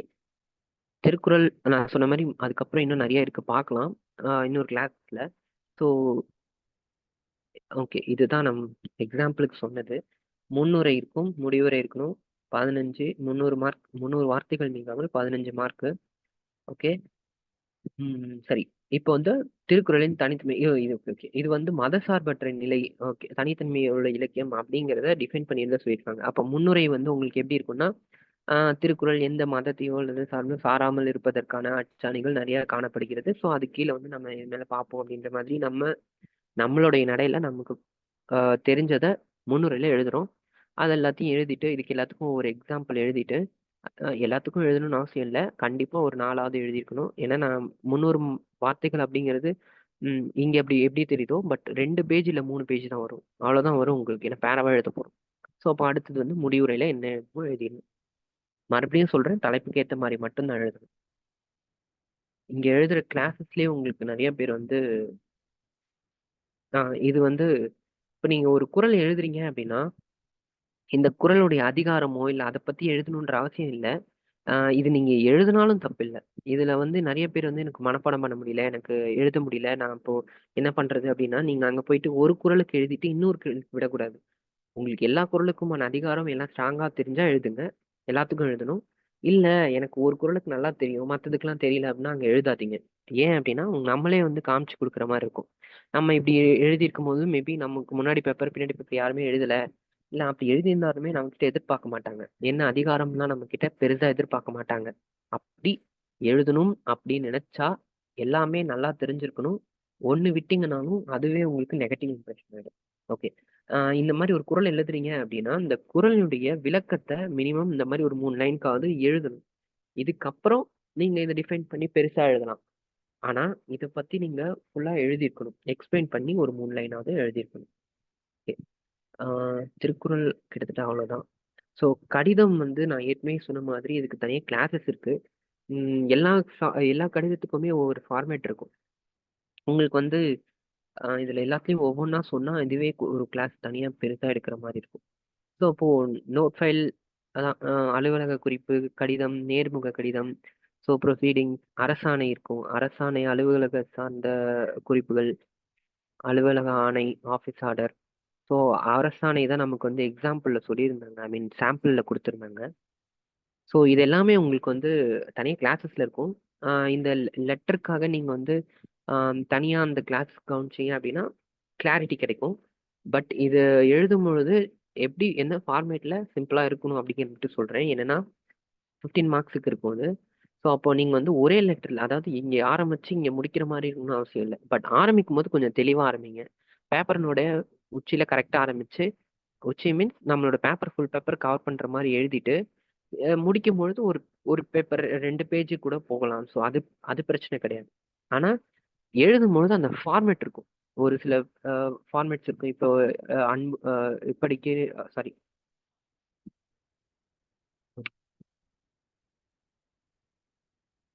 ஓகே. இப்போ வந்து நீங்க அன்புள்ள அ இப் இப் இப்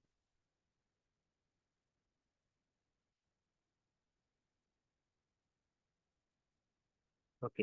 இப்ப நீங்க வந்து இங்க ஆரம்பிக்கிறீங்க அப்படின்னா, அதுக்கேத்த மாதிரி கரெக்ட்டான ஸ்டெப்ல எழுதுவோம். ஆ பெறுநர், அனுப்புனர் அதே மாதிரி இங்கலாம் எழுதுவோம். சில கட்டுரைகளுக்கு வந்து பெறுநர், அனுப்புனர் தேவையில்லாம இருக்கும். எப்படி அது மாத்தி எழுதுற மாரியும் இருக்கும். ஃபார்மேட்ஸ் நெறைய மாறும். அதெல்லாம் பின்னாடி சொல்றோம்.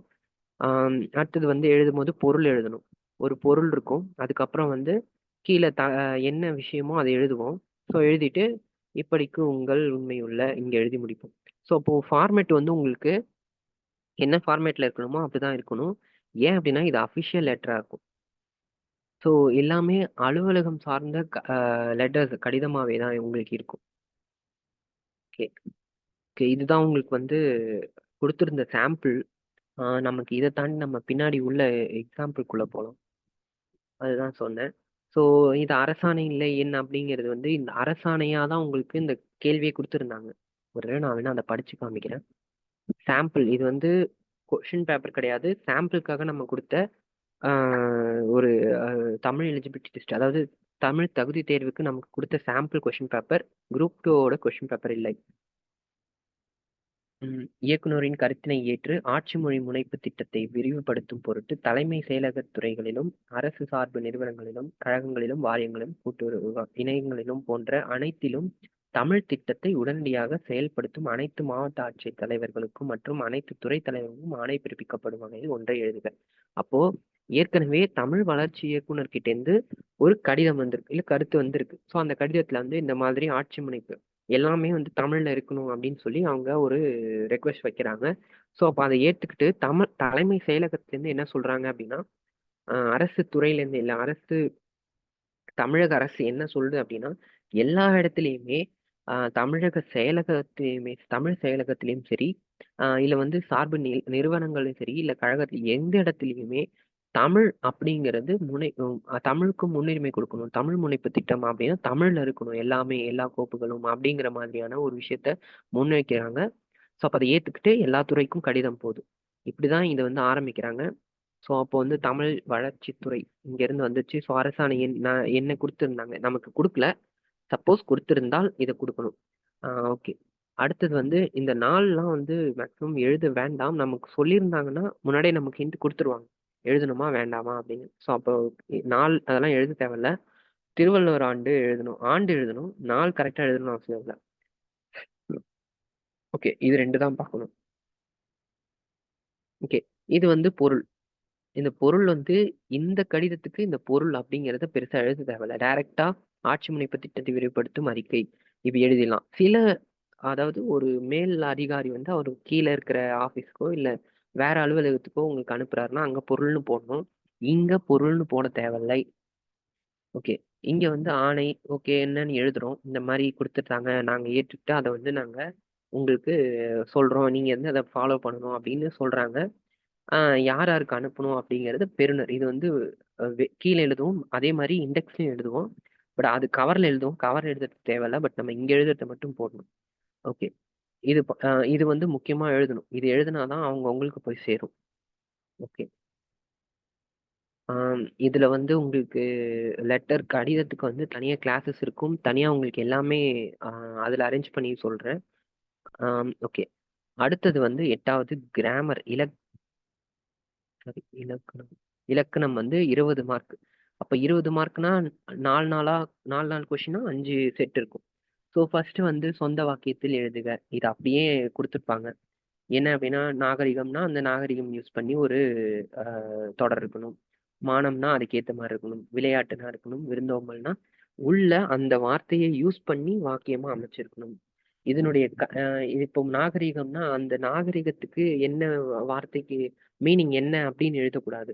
நாகரீகம்னா என்னன்னு நமக்கு தெரியும். கண்டிப்பா தெரியணும். அதுக்கு தான் இந்த கொஸ்டின் வச்சிருக்காங்க. ஸோ அத யூஸ் பண்ணி நம்ம ஒரு சென்டென்ஸ் எழுதும்போது தான் நமக்கு தெரிஞ்சிருக்குன்னு அவங்களுக்கு தெரியும். ஏன்னா நீங்க வெறுமனே வந்து நாகரீகம்னா என்ன அப்படிங்கிறத எக்ஸ்பிளைன் பண்ணி எழுதிட்டீங்க அப்படின்னா, அது அது படிச்சு மனப்பாடம் பண்ற மாரி. ஆனா, அத நீங்க டிஃபைன் பண்ணி ஒரு சென்டென்ஸ்ல எழுதும்பொழுது தான் நீங்க அத எந்த அளவுக்கு புரிஞ்சிருக்கீங்கன்னு அர்த்தம். அதுக்கு தான் இந்த செட் வச்சிருப்பாங்க. ஓகே. அடுத்தது வந்து இதுவும் முக்கியமான விஷயம் என்னன்னா, கலை. இப்ப கலைனா என்ன? கலைனா என்ன? அப்படிங்கிறது கலைனா வந்து களை எடுக்கிறது. சாரி. இந்த கலைனா வந்து களை எடுக்கிறது. இந்த கலைனா அழகு. இப்போ இந்த மாதிரி எழுதக்கூடாது. இது வந்து உங்களுக்கு பின்வரும் வினைச்சொற்களின் பொருளை தருக அப்படின்னா தான் உங்களுக்கு நீங்க டைரக்ட்டா எழுதணும். இங்க என்ன சொல்லியிருக்காங்கன்னா, 2 சொற்களை பயன்படுத்தி ஒரே தொடர் அமைக்கவும். சப்போஸ் 2 சொற்களுக்கும் தொடர் அமைக்கவும் அப்படின்னு குடுத்திருந்தாங்கன்னா, கலைக்கு ஒரு தொடரு, இந்த கலைக்கு ஒரு தொடர் நீங்க எழுதலாம். ஆனா இது வந்து கொஞ்சம் கஷ்டம். என்னன்னா, இந்த கலை அப்படிங்கிறத நம்ம எக்ஸ்ப்ளைன் பண்ணி எழுதணும். ஐ மீன் 2 கலையுமே ஒரே வார்த்தை ஒரே சென்டென்ஸ்ல நம்ம எக்ஸ்ப்ளைன் பண்ணி எழுதுற மாரி இருக்கும். ஒரே வாக்கியத்திலே. இப்போ களை எடுப்பது விவசாயிகளுக்கு மட்டுமே தெரிந்த கலை. இந்த கலைக்கு வந்து அழகும் இருக்கு. அதே மாதிரி அது ஒரு திறமை அப்படின்னும் இருக்கு சொல்லலாம். அப்போ அந்த நம்ம இந்த கலைன்றது களை எடுக்கிறது. இப்ப இந்த 2த்தையும் சேர்த்து ஒரே லைன்ல எழுதியிருக்கோம். இப்படிதான் எழுதணுமே தவிர, இதுக்கு ஒரு லைன், இதுக்கு ஒரு லைன் எழுதக்கூடாது. இதுக்கு ஒரு வாக்கியம், இதுக்கு ஒரு வாக்கியம் எழுதக்கூடாது. அதே மாரி இது என்ன அப்படிங்கிறத டிஃபைன் பண்ணிலாம் எழுதணும்னு அவசியம் இல்ல. நீங்க அப்படி எழுதினாலும் உங்களுக்கு தனியா மார்க் குடுக்க போறதில்ல. 4 மார்க் தான் இதுக்கு. நீங்க நல்லா எழுதினா 4 மார்க் தான். நீங்க டிசைன் பண்ணாலும் 4 மார்க் தான். ஓகே. இதுவும் அதே மாரி தான். ஓகே. ஆம். பிரித்தெழுதுக. பிரித்தெழுதுக உங்களுக்கு ஸ்கூல் புக்ஸ்க்கு பின்னாடியே இருக்கு. இத நீங்க படிச்சாலே போதும். அது படிக்கணும்னு கூட சில பேருக்கு அவசியம் இல்ல. நம்ம படிச்சால் பார்த்தாலே நம்ம எழுதிடலாம். ஈஸியா தான் இருக்கும். ஓகே. எதிர்மறை வாக்கியம். எதிர்மறை வாக்கியத்த பொறுத்தவரைக்கும், மதியம் கடுமையாக மழை பெய்தது. மதியம் கடுமையாக மழை பெய்யவில்லை. அப்போ இந்த பெய்தது, பெய்திலன் இந்த மாதிரியான கொஸ்டின்ஸ் இது மட்டும் தான் உங்களுக்கு மாறுமே தவிர, பெரிதா இதுல டிஃபரன்ஸ் இருக்காது. ஆ இதுவும் இந்த இந்த இலக்கணத்த பொறுத்தவரைக்கும், ஆ ரொம்ப கஷ்டமா கேட்கணும் அப்டின்னா, அவங்க ஒண்ணும் பண்ண மாட்டாங்க. நம்ம புக்ஸ்ல இருக்கிற கொஞ்சம் டஃப்பான வார்த்தைகளோ, இல்ல டஃப்பான ஆ உங்களுக்கு வந்து மேல என்ன பிரித்து எழுதுக கூட டஃப்பா அதுலேருந்து எடுக்கணும்னா மட்டும் தான் எடுக்க முடியும். நீங்க அத நல்லா படிச்சுட்டீங்க அப்டின்னா, ஈஸியா இருக்கும். ஓகே. எதிர்மறை வாக்கியம்னா, குடுத்திருக்கிற வாக்கியத்துக்கு அதாவது அதுக்கு ஆப்போசிட்ல இருக்கிற வாக்கியத்த நம்ம எழுதுற மாரி இருக்கும். ஓகே. இப்போ பிழை நீக்கி எழுதுகள்ல பார்த்தீங்கன்னா, ஆ இந்த மாதிரி வார்த்தை டிஃபரன்ஸ் இருக்கும். சில இடங்கள்ல வந்து இந்த மாதிரி இருக்கும். வட்டார மொழிகள் மாத்தி எழுதியிருக்கலாம். ஆ சில இடத்துல வந்து பார்த்தீங்கன்னா, உங்களுக்கு இலக்கணமே மாத்தி எழுதியிருக்கலாம். இலக்கண பிழைகள் கொண்டு வந்திருக்கலாம். சில இடத்துல வந்து உங்களுக்கு இந்த மரபு பிழைன்னு இருக்கும். மரபு பிழை. ஸோ அப்ப பிழை அப்படிங்கிறதுக்குன்னே தனியா நீங்க கிளாஸ் எடுக்கலாம். அந்த அளவுக்கு நெறைய இருக்கு. ஸோ அப்ப அத படிக்கணும் அப்படின்னா, நீங்க அதுக்கு கிளாஸ் எடுத்து படிச்சு அப்படி அத தாண்டி உங்களுக்கு தமிழ் பேசிக்கா தெரிஞ்சாலே உங்களுக்கு ஈஸியா எழுதிடலாம். ஏன்னா கொஸ்டினும் உங்களுக்கு அப்படித்தான் கேட்பாங்க. ரொம்ப டிஃபைன்டா போய் கேட்க மாட்டாங்க. இப்ப என்ன ஆம் ஒரு ஒரு ஒரு ஒரு பிழைனா ஒரு தமிழ் எழுதுறோம். தமிழ் வாக்கியம் எழுதுறோம் அப்படின்னா, அதுல என்ன மாரி பிழைகள் பொதுவா நம்மளால வருமோ, அந்த பிழைகளுக்கு ஏத்த மாரி தான் கேள்வி இருக்கும். அப்ப இதுவும் ரொம்ப பெரிய விஷயம் இல்ல. பட் எல்லாத்துக்குமே உங்களுக்கு தனித்தனியா கிளாஸஸ் இருக்கும். திருக்குறளுக்கும், ஆ லெட்டருக்கும், கடிதத்துக்கும், இந்த இலக்கணத்துக்கும் தனியா இருக்கும். இந்த 3த்துக்கும் தனியா இருக்கும். மத்ததுக்கெல்லாம் உங்களுக்கு இது இந்த மாரி கிளாஸஸ் நடக்கும்பொழுது பேரலலா சுருக்கி வரைதலுக்குன்னா உங்களுக்கு திருக்குறள் கூடயே இருக்கும். ஸோ, அப்ப நீங்க உங்களுக்கு டவுட்ஸ் இருந்துச்சுன்னா அதுல கேட்டுக்கலாம். ஸோ, ஆ மொத்தமா பேப்பர் 1 எலிஜிபிலிட்டி டெஸ்ட் தமிழ் தகுதி தேர்வுக்கான ஒரு விளக்கவுரை இவ்வளோதான். இது ரொம்ப சிம்பிளா தான் சொல்லியிருக்கேன். இன்னும் நெறைய சொல்ல வேண்டியது இருக்கு. பட் அது எல்லாமே ஒரே டைம்ல பல்க்கா உள்ள மண்டையில ஏத்துறதுக்கு பதிலா, கொஞ்சம் கொஞ்சமா நீங்க ஒரு ஒரு டாபிக்கா படிக்கும்போது, ஐ மீன் இப்ப திருக்குறள் பத்தி நம்ம படிக்கும்போது, இன்னும் டிஃபைன்டா படிப்போம். எப்படி எழுதணும்? என்ன மாதிரியான டாபிக்ஸ் இருக்கணும்? அதெல்லாம் பார்த்து படிச்சுக்கலாம். உங்களுக்கு நோட்ஸ் வந்து உங்களுக்கு நெறைய குடுப்பாங்க இங்கே. திருக்குறளுக்கும் நெறைய இருக்கும். லெட்டருக்கும் இருக்கும். ஸோ அப்ப அந்த நோட்ஸ் வந்து நீங்க ஓரளவுக்கு ரீட் விட்டா போதும். ஏன்னா நான் ஏற்கனவே சொன்ன மாரி நம்ம ரெடி பண்ணது வந்து ஓரளவுக்கு டஃப்பா கொஸ்டின் கேட்டா எப்படி இருக்கும்? அப்படின்ற மாதிரி ரெடி பண்ணோம். பட் கேட்ட கொஸ்டின்ஸ் வந்து உங்களுக்கு ஈஸியா தான் இருந்துச்சு. அந்த அளவுக்கு டஃப் கிடையாது. ஸோ இதுதான் உங்களுக்கு கொஸ்டின் பேப்பர். நம்ம paper 1 question paper last group 2 okay. ஆ ஏற்கனவே சொன்னது தான். 40 மதிப்பெண் எடுத்தா போதும். 40 மதிப்பெண் பெற்றால் போதும். 32 பக்கங்கள் இருக்கும். ஸோ, அப்ப அத நம்ம வந்து அதுக்குள்ளே தான் எழுதணும். அதுக்கு மேலலாம் குடுக்க மாட்டாங்க. அந்த 32 பக்கம்லாம் சரி பண்ணிக்கணும். இதெல்லாம் வந்து பேசிக்கான இதுதான். அத படிச்சீங்கனாலே தெரியும். ஓகே. கொஸ்டின்ஸ் இப்படி தான் இருந்துச்சு. கொடுக்கப்பட்ட தமிழ் நன்கு படித்து சிரியாமல் ஆங்கிலத்தில். இதுல வந்து உங்களுக்கு மினிமம் ஒரு 100 வார்த்தைக்குள்ள தான் இருக்கும். 100, 150 வார்த்தைகளுக்குள்ள தான் குடுத்திருந்தாங்க. அதே மாதிரி இது வந்து இங்கிலீஷ். உங்களுக்கு இதுக்கு கீ இருக்கும். கீலாம் ஒண்ணும் பெருசா தேவைப்படாது. நீங்க இதையே கூட டிஃபைன் ஒரு டெக்ஸ்ட்டா கூட நீங்க எழுதி பாருங்க. சப்போஸ் நீங்க டெஸ்ட் எழுதுறீங்க அப்படின்னா, இந்த பேப்பர் ஒண்ணு நான் குரூப்ல போட சொல்றேன். நீங்க போட்டதுக்கப்புறம் நீங்க எழுதிட்டு கூட ஒரு டைம் பார்க்காம ஏன்னா நீங்க இத போயிட்டு தேடி கண்டுபிடிச்சு படிக்கணும்னு அவசியம் இல்ல. ஜஸ்ட் நீங்க ஒரு டைம் எந்த ஒரு இதுவும் இல்லாம பார்க்காம ஐ மீன் படிக்காம எழுதுங்க. நீங்க எந்த அளவுக்கு இருக்கீங்க? உங்களால பேப்பர வந்து எழுத முடியுமா? எந்த அளவுக்கு டஃப்பா இருக்கு அப்படின்றத தெரிஞ்சுக்கலாம். ஸோ இந்த இங்கிலீஷ்லேருந்து தமிழ், தமிழ்லேருந்து இங்கிலீஷ்லாம் வந்து இந்த மாதிரியான இயர்லாம் வந்துச்சுன்னா கொஞ்சம் கரெக்ட்டா எழுதணும். அதெல்லாம் நீங்க பார்த்துக்கோங்க. இது இதுல சொல்றேன் நான் உங்களுக்கு ப்ரிசைஸ்லயும் அதே மாரி தான் நான் சொல்றேன். இதுல வந்து உங்களுக்கு 18ஆம் நூற்றாண்டு 1816 இது வந்து சுருக்கி வரைதல் தானே?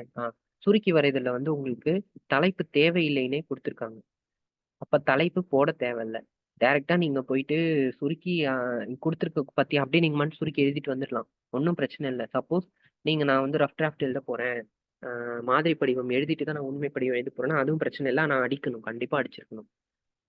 இப்ப இந்த மாதிரியான டேட்டாஸ் முக்கியமா எண்களோ, இல்ல வந்து ஏதாவது விஷயம் அதாவது டேட்டாஸ் பத்தி ஏதாவது சொல்லியிருந்தாங்க அப்படின்னா, அத கண்டிப்பா அப்படியே எழுதணும். அத வந்து மாத்தக்கூடாது, குறைக்கக்கூடாது. இங்க 1856 இருக்கு. சில டேட்டா இங்க வந்து எதுவும் குடுக்கல. சப்போஸ் டேட்டாஸ் குடுக்குறாங்க. அ அப்ப வந்து மக்கள் தொகை இவ்வளோத்தூரம் இருந்துச்சு அப்படின்னு சொல்லி ஒரு எண்கள்ல ஏதாவது குடுக்குறாங்க. 2,00,000 பேர் இறந்ததா சொல்றாங்க. இந்த மாதிரி ஏதாவது இருக்குன்னா, அத வந்து நீங்க அப்படியே எழுதணும். அத சுருக்கி எழுதுறேன்னு அத தூக்கக்கூடாது. அதே மாதிரி சுருக்கி வரைதல்ல வந்து ஒரு பாயிண்ட் இருக்குன்னா, அந்த பாயிண்ட்ட தூக்கிட்டு எழுதிட்டோம்னா தெரியாதுன்னு நெனைக்காதீங்க. படிச்சு பாப்பாங்க. நான் சொன்னது வந்து எண்ணி தான் பார்க்க மாட்டாங்க. படிச்சு பாப்பாங்க. படிச்சு பார்க்கும்போது அவங்களுக்கு புரியலன்னா கண்டிப்பா மார்க் குறைச்சிருவாங்க. ஓகே. அடுத்தது வந்து பார்த்தீங்கன்னா, கொடுக்கப்பட்டுள்ள பத்தியை நன்கு படித்து அதன் கீழ் வந்து 5 வினாக்கள். இதுவும் ஈஸியா தான் இருந்துச்சு உங்களுக்கு. ஆ இது நான் உங்களுக்கு ஃபுல்லாவே அ குரூப்ல போட சொல்றேன். ரொம்ப ரொம்ப சிம்பிளா இருந்துச்சு இதெல்லாம். இதோ பார்த்தீங்கன்னா, சிலம்பில் குறிப்பிடும் குழல் வகை என்ன? இதுவும் டைரக்ட்டா இருந்துச்சு. சாளராவின் மற்றொரு பெயர் என்ன? இதுவும் உள்ள வந்து படிச்சு பார்த்தீங்கன்னா, ரொம்ப ஈஸியா தான் இருக்கும். சாளரா பித்தளை அல்லது வெண்கலத்தால் செய்யப்பட்டிருக்கும் ஒன்றைக் கொண்டு பாண்டில் எனவும் அழைப்பர். இதனை பாண்டில் எனவும் அழைப்பர். அப்போ என்ன ஆச்சு? சாளராவின் மற்றொரு பெயர் பாண்டில். முடிஞ்சிருச்சு. இவ்வளோதான் இதுல வந்து கேட்டிருக்க கொஸ்டினே. ஸோ ரொம்ப ஈஸியா இருக்கும். அதே மாதிரி எல்லாத்தையும் படிச்சு பாருங்க. நான் சொன்ன மாரி எழுதி பாருங்க. அ எழுதி பார்த்தீங்கன்னா, ஓரளவுக்கு உங்களுக்கு ஒரு ஐடியா கிடைக்கும்.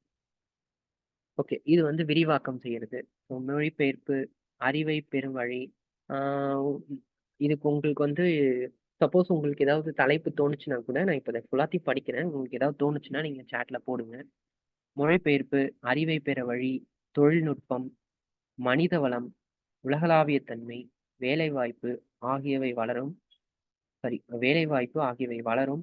பண்பாடு, கலை, தொழில் பெருகும். மொழிபெயர்ப்புக்கான வாய்ப்புகள் பெருகியுள்ளன. உலக இலக்கிய பொது அனுபவமாகிறது. மொழி வேலியை அகற்றும் பணியை மொழிபெயர்ப்பு செய்கிறது. ஸோ அப்போ ஓவராலா உங்களுக்கு ஒரு ஐடியா கிடைச்சிருந்தால் நீங்க சொல்லலாம். அப்படி இல்லன்னா இத என்ன சொல்லியிருக்காங்க? ஒண்ணும் இல்ல. மொழிபெயர்ப்பு பத்தி தான் ஃபுல்லா சொல்லியிருக்காங்க. ஸோ அப்ப மொழிபெயர்ப்பு பத்தி தான் உங்களுக்கு ஃபுல்லாவே சொல்லியிருக்காங்க. இப்போ தலைப்பு வந்து மொழிபெயர்ப்புன்னும் போடலாம். இல்ல மொழிபெயர்ப்பின் அ வேலை மொழிபெயர்ப்பதால் வரும் நன்மைகள் அப்படின்னும் போடலாம். ஸோ நம்ம எழுதுறது தான் நம்மளுடைய புரிதல் என்ன? நம்ம ஃபர்ஸ்ட் இந்த ஹிண்ட்ட பொறுத்து நம்ம என்ன தலைப்பு நம்ம யோசிச்சோம் அப்படின்னா, அதுவே வந்து உங்களுக்கு கரெக்ஷன் பண்ணும்பொழுது ஒரு பேசிக் நாலேட்ஜ் குடுத்துரும். ஓகே. இதுதான் அப்படின்ட்டு. ஓகே. ஆ இத வந்து எக்ஸ்பிளைன் பண்ணி ஏற்கனவே சொன்னது என்ன சொன்னோம்? 300 வார்த்தைகளுக்கு எழுதியிருக்கணும். இப்படிதான் உங்களுக்கு குடுத்துருந்தாங்க. ஸோ அப்படியே நீங்க அத பின்னாடி எழுதுற மாரி இருக்கும். ஸோ ஒண்ணும் பிரச்சனை இல்ல. 10 மார்க்கு. ஓகே. திருக்குறள்ல வந்து இது வந்து ஒரு பெரிய ட்விஸ்ட்டாவே இருந்துச்சு. என்னன்னா, நம்ம எப்படி கேட்க போறாங்க? 1, 2 தான் கேட்பாங்க அப்படிங்கிற ஒரு மைண்ட் செட்ல போனோம். பட் 4 கேட்டிருந்தாங்க. 4மே வந்து அதாவது எப்படி சொல்றது? ஒரு சிலது ஈஸி. இப்ப மனிதனுக்கு மான உணர்ச்சி வேண்டும். இது வந்து உங்களுக்கு ஈஸியா இருக்கும். உயிர்கள் மீது இது ரொம்ப ஈஸியா இருக்கும். அதே மாரி வான் சிறப்பு ரொம்ப ஈஸியா இருக்கும். இப்ப எல்லாமே இதுல ஈஸின்னு தான் சொல்லுவோம். பட் இது 3மே கொஞ்சம் டைரக்ட்டா இருக்கும். மத்த 2ம் வந்து உங்களுக்கு சில தலைப்புகளுக்கு கீழ போயிட்டு, வான் சிறப்புக்குன்னு நமக்கு தலைப்பு தனியாவே இருக்கும். அப்போ நம்ம ஈஸியா அத எடுத்துடலாம். அன்பு கொள்வதுன்னா, அப்போ அன்புடைமையில நம்ம நம்ம எடுத்தோம்னாலே அன்புடைமை, அருளுடைமை 2மே இருக்கும். ஸோ, அப்ப அதுலேருந்து நம்ம டைரக்ட்டாவே எடுக்கிற மாரி இருக்கும். ஸோ இதெல்லாம் வந்து ஏற்கனவே நீங்க படிச்சிருந்தீங்க அப்படின்னா உங்களுக்கு ஓரளவுக்கு ஐடியா கிடைக்கும். அப்படி இல்லைங்கிற ஓ! ஓகே. அதுக்கான டாபிக் சொல்றீங்களா? திரைக்கடல் கடந்த திராவியம் தேடு. நல்லா தான் இருக்கு. ஓகே. ஓகே. இப்போ வந்து திருக்குறளுக்கு வந்து நமக்கு 4 குடுத்து 1 தான் எழுத சொல்லியிருக்காங்க. ஸோ ரொம்ப சிம்பிள். நம்ம ஒரு நமக்கு குடுத்திருந்த அந்த 6 டாபிக்ல இருந்து ஏதோ ஒரு 4 டாபிக்க நல்லா படிச்சுட்டு போனாலே, கண்டிப்பா 1 வந்துரும். ரொம்ப டைரக்ட்டாலாம் இருக்காது. கொஞ்சம் இது ஒரு சுத்தும் கிடையாது. டைரக்ட் அங்க குடுத்திருந்த தலைப்பு நேரடியாவும் கேட்க மாட்டாங்க. அதே சமயம் ரொம்ப சுத்தி வளைச்சும் கேட்கல. ரொம்ப சிம்பிளா தான் கேட்டிருந்தாங்க. ஸோ, இப்ப இந்த 4 கேள்விகள்ல 1 எழுதுறது அப்படிங்கிறது ஒண்ணும் டஃப்லாம் கிடையாது. ஓகே. அதே மாதிரி லெட்டரும் 3 கேட்டிருந்தாங்க. ஸோ, இது ஏற்கனவே குடுத்திருந்த அந்த தமிழ் ஆட்சி மொழிப்பு முனைப்பு திட்டத்தை செயல்படுத்தும் விதத்தில் கோப்புகள் தமிழில் கையாளப்படுகிறதா என்பது அறிய கல்லூரி இயக்க ஓகே. இது நமக்கு குடுத்தது வந்து இதே முனைப்பு திட்டத்தை செயல்படுத்த சொல்லியிருந்தாங்க. பட் இப்போ வந்து இருக்கா? அது நடக்குதான்னு பார்க்க சொல்லி சொல்றாங்க. ஸோ, அப்ப அதே மாதிரி ஃபர்ஸ்ட்டுக்கு வந்து மெய்நிகர் அருங்காட்சியகம் அமைத்திட வேண்டி. ஸோ, கல்வி கழகத்துல வந்து இது மாரி வேணும்னு சொல்லிட்டு ஒரு அறிக்கை குடுக்குறாங்க. ஸோ, இதெல்லாம் சிம்பிளா தான் இருக்கும். கடிதம் படிக்கும்பொழுது, கடிதம் பத்தி சொல்லும்பொழுது, இதெல்லாம் எக்ஸ்பிளைன் பண்ணி எப்படி இருக்கும்னு சொல்லலாம். இப்போ வந்து சிம்பிளா இது எப்படி என்ன கொஸ்டின்ஸ் மட்டும் சும்மா பார்க்குறோம். எப்படி ஃபார்மேட்ல வந்திருக்குன்னு. இப்ப திருக்குறளுக்கு 4 குடுத்து 1 கேட்டிருந்தாங்க. இதுல 3 குடுத்து 1 கேட்டிருக்காங்க. ஸோ அப்ப 3ன்னா இதுலயும் உங்களுக்கு ஒரு 5லேருந்து 10 வகை இருக்கும். ஸோ அந்த 5 வகை கரெக்ட்டா படிச்சுட்டீங்கனாலே உங்களுக்கு அதுலேருந்து ஏதாவது 1 கேட்டுருவாங்க. ஈஸியானது அந்த 5 இருக்கும். கண்டிப்பா கேட்பாங்க அப்படிங்கிற மாதிரி. இதுக்கப்புறம் கிராமர் தான். கிராமர் பொறுத்தவரைக்கும் அதேதான். பிழை நீக்கி எழுதுக. அதுல வந்து நமக்கு ஃபர்ஸ்ட் வந்து குடுத்திருக்கிற அ பொருள வச்சு சாரி வார்த்தைய வச்சு வாக்கியம் எழுத சொல்லியிருந்தாங்க. இதுல ஃபர்ஸ்ட் எடுத்தோனே பிழை நீக்குக இருக்கு. அடுத்து எதிர்மறை வாக்கியம். அதுக்கப்புறம் பிரித்தெழுதுக. பின்வரும் இணைச்சொற்களை பயன்படுத்தி விருப்பு, வெறுப்பு. நமக்கு வந்து அங்க குடுத்திருந்தது வந்து விருப்பு, வெறுப்பு சாரி அங்க வந்து 2 கலை அந்த மாரி குடுத்திருந்தாங்க. இங்க விருப்பு, வெறுப்பு, அல்லும் பகலும் இந்த மாதிரி தொடர்கள், இந்த இணைச்சொற்கள வச்சு நம்மளுக்கு வாக்கியம் தொடர் எழுத சொல்லியிருக்காங்க. ஸோ இதுவும் ஈஸியா தான் இருக்கும். அடுத்தது வந்து பார்த்தீங்கன்னா, சொந்த வாக்கியத்தில் சொந்த வாக்கியத்தில் அமைத்து எழுதுக. இதுவும் வந்து உங்களுக்கு இரட்டை கிளவி. கட கட, மாறி மாறி, கூட கூட, கீச் கீச் இதெல்லாம் வந்து உங்களுக்கு யூஸ் பண்ணி உங்களுக்கு ஒரு சென்டென்ஸ் எழுத சொல்லியிருக்காங்க. ஸோ இது ரொம்ப சிம்பிளா தான் இருக்கும். நமக்கு குடுத்திருந்தத விட இது ஈஸி தான். ஏன்னா, கலை அந்த மாதிரி டிஃபரன்ஸ் பாக்ஸ் சொன்னா கூட கொஞ்சம் கஷ்டமா இருக்கும். இதெல்லாம் ஈஸியா தான் இருக்கும். ஸோ இது ஒண்ணும் பிரச்சனை இல்ல. அ இலக்கணத்த படிக்கும்போது, இதெல்லாம் வந்து உங்களுக்கு சின்ன சின்ன எக்ஸாம்பிள்ஸா உங்களுக்கு நெறைய வரும். ஓகே. இவ்வளோதான் ஓவராலா உங்களுக்கு பேப்பர் 1. ஸோ பேப்பர் 1ல உங்களுக்கு குடுத்திருக்கிற அந்த 100 மார்க்ஸுக்கு நீங்க வந்து 40 மார்க்ஸ் எடுத்தா போதும். ஸோ அப்ப அந்த 40 மார்க்ஸ் எடுக்கிறது அப்படிங்கிறது ரொம்ப ஈஸி தான். பேசிக்கா நம்ம 10த் வரைக்கும் நம்ம எப்படி 10ஆம் வகுப்பு தரம் இதுக்கான கணக்கு இந்த அளவுக்கு தான் உங்களுக்கு இருக்கும். 3 மணி நேரம் குடுக்குறாங்க. அப்போ 3 மணி நேரத்துல எப்படி நீங்க பிரிச்சு எழுதணும் அப்படிங்கிறத நீங்க தான் முடிவு பண்ணணும். நாங்க வந்து ஒரு டைம் சொல்லுவோம். இந்த மாரி 20 மினிட்ஸ் இதுக்கு இவ்வளோ மினிட்ஸ்ன்னு. அது சும்மா ஒரு பேசிக் தான். சில பேருக்கு வந்து நான் சுருக்கி வர்றதுல எனக்கு டைம் அதிகமா எடுக்கும். சில பேருக்கு ஹிண்ட்ஸ் டெவலப் பண்ண எனக்கு டைம் அதிகமா எடுக்கும் அப்படின்னா, நீங்க அதுக்கேத்த மாரி பிரிச்சு எழுதிக்கணும். அதெல்லாம் வந்து நீங்க பிராக்டிஸ் பண்ண வந்துரும். ஸோ எனக்கு தமிழ் வந்து பேசிக்கா ஓரளவுக்கு தெரியும். நான் எழுதிருவேன் அப்படிங்கிறவங்க ஓகே.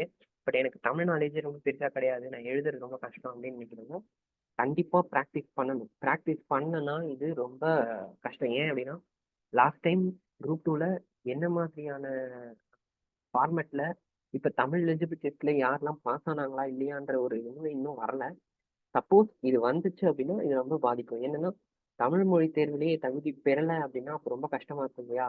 இன்னும் அத பத்தி எதுவும் சொல்லல. பட் சொன்னாங்க அப்படின்னா, அதுல வந்து போயிருந்தா ரொம்ப கஷ்டப்படுவோம். ஸோ நம்ம அத பத்தி யோசிக்காம, நம்ம கண்டிப்பா ஒரு 40 மார்க் எடுக்கிற அளவுக்காவது மினிமம் படிச்சிருக்கணும் அப்படிங்கிறத மட்டும் பேஸ் பண்ணுவோம். ஏன்னா, இத விட்டுட்டோம் அப்படின்னா, இதுல நம்ம கேர்லெஸ்ஸா விட்டுட்டோம் அப்படின்னா, ரொம்ப கஷ்டம். ஓகே. ஆ இவ்வளோதான் வந்து கிளாஸஸ் ஓவர்வியூ இவ்வளோதான். கிளாஸ் இன்னும் நான் ஃபுல்லா உள்ள போகவே இல்ல. இது வந்து பின்னாடி நெக்ஸ்ட் வீக்ல அதுக்கப்புறம் வந்து உங்களுக்கு ஃபார்வர்ட் ஆகும். பேரலலா உங்களுக்கு குரூப் 2 மத்த சப்ஜெக்ட்ஸ் நடந்துட்டு இருக்கும் இல்லையா? அதனால. ஆ இன்னைக்கு இந்த இந்த வீக் இல்ல அடுத்த வீக் வந்து உங்களுக்கு பேப்பர் 1 வந்து நம்மளுடைய question paper, group 2 question paper இல்லையா? அத வந்து நீங்க எழுதி குடுத்தாலும் சரி, இல்ல எழுதி பார்த்தாலும் சரி, இல்ல சாம்பிள்க்கு வந்ததுனாலும் சரி, நீங்க இந்த 2 கொஸ்டின் பேப்பர்ல ஏதாவது ஒண்ணு எழுதி பார்த்துட்டு, உங்களுடைய அனுபவம், உங்களோட எக்ஸ்பீரியன்ஸ் எப்படி இருந்துச்சு? அப்படிங்கிறத எனக்கு நான் நெக்ஸ்ட் கிளாஸ் வரும்போது சொல்லுங்க. முடிஞ்ச வரைக்கும் இந்த வாரமே எழுதி பார்த்துருங்க. திரும்பவும் சொல்றேன், 2மே கொஸ்டின் பேப்பருமே நான் போட சொல்றேன். குரூப் 2 கொஸ்டின் பேப்பரும், சாம்பிள் கொஸ்டின் பேப்பர் 2மே எழுதி பார்த்தாலும் சரி, இல்ல 1 எழுதி பார்த்தாலும் சரி, கண்டிப்பா எழுதி பாருங்க. சார் இது குவாலிஃபை பேப்பர் தான். ஆமா, இது குவாலிஃபை பேப்பர் தான். இந்த மார்க் வந்து நமக்கு எடுக்க மாட்டாங்க.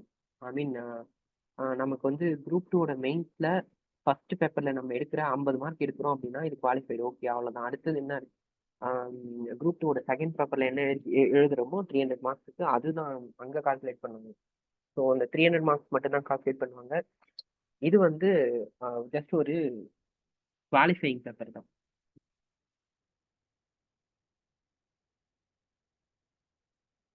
ஓகே.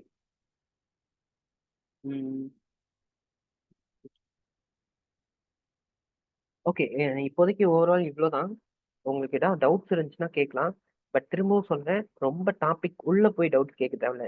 இது எப்படி இல்லை, ஏன்னா இன்னும் நான் ப்ரிசைஸ் ரைட்டிங்கோ இல்லை வந்து ஹிண்ட் டெவலப்மெண்ட் பற்றியோ உங்களுக்கு வந்து நிறைய கிளாஸஸ் பின்னாடி இருக்கும். ஸோ அதெல்லாம் பிரச்சனை இல்லை.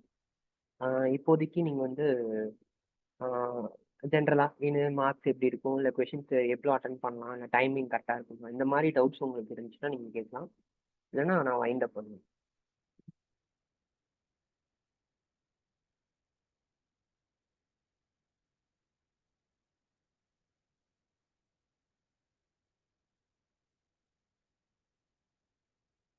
Okay.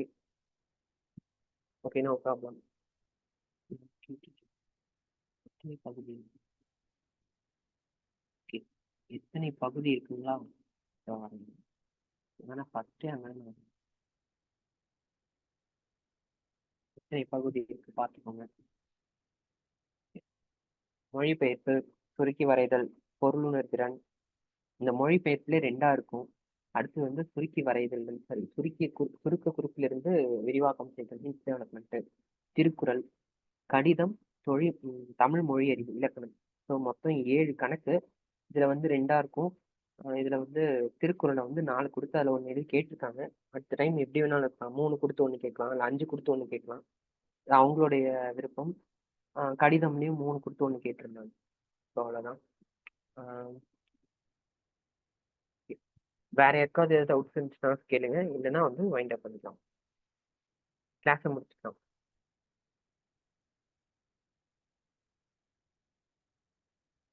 Letter writing.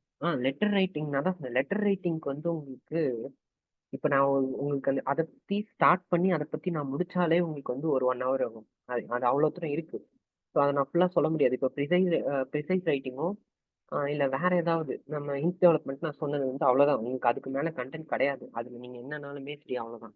But letter ரைட்டிங்கை பற்றி பார்த்தீங்கன்னா எக்ஸ்பிளைன் பண்ணுறது இந்த how to start letter writing அதான் நான் லெட்டர் ரைட்டிங் வந்து உங்களுக்கு எப்படி ஆரம்பிக்கணும், எப்படி முடிக்கணுங்கிறது ஒவ்வொரு லெட்டருக்கும் ஒவ்வொரு ஃபார்மேட் இருக்கு.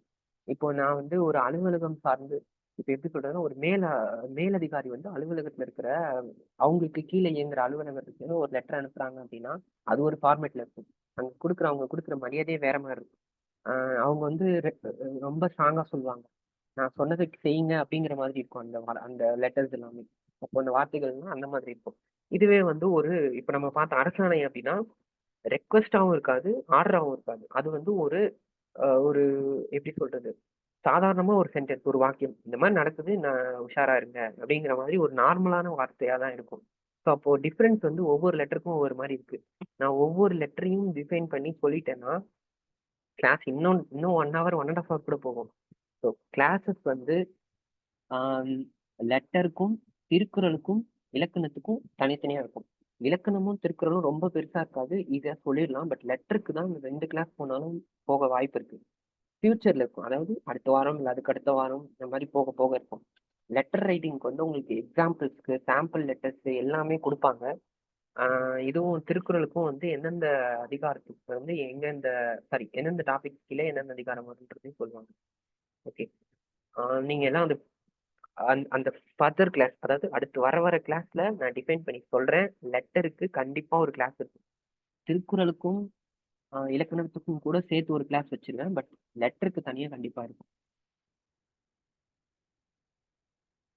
டைப்பிங் வருமே அந்த மாதிரி வந்ததா? ஆமா, டைப்பிங்க்கு வர்றதுதான். நீங்க வந்து டைப்பிங் கிளாஸ் போனவங்க நெறைய பேருக்கு தெரியும். அதுல குடுக்குறது எல்லாமே அலுவலக கடிதங்கள் பொறுத்து தான் இருக்கும். அப்போ அதுதான் அந்த லெட்டர்ஸ் தான் இங்க இருக்கும். ஆ என்ன இன்னும் கொஞ்சம் டெப்த்தா போகி இப்ப நம்ம பார்த்தோம் இல்லையா? அந்த மாரி டிஃபரெண்ட்டா கேட்பாங்க. ஸோ நமக்கு வந்து டைப்பிங்க்கு வந்து லெட்டர் குடுத்துருவாங்க.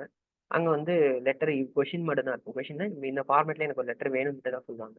நம்ம தான் எழுதுற மாரி இருக்கும்.